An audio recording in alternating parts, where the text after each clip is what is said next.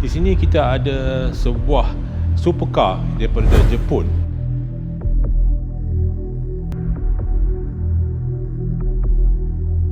Hanya ada 2 biji yang sedang dijual di Malaysia. Honda NSX ni adalah yang paling rare di Malaysia. Color kuning yang amat terang. Rare species for supercar, Audi R8 Spider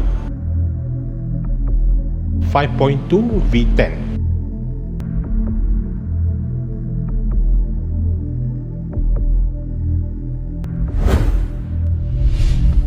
Salah satu kita panggil Godzilla juga, Nissan GTR Nismo Edition.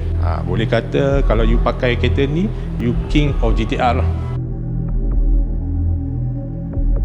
Kita ada McLaren 720S. Baru dia masuk. Sekarang ni pun dah ada customer yang mungkin akan booking untuk kereta ni. Dan di sini kita ada BMW M6.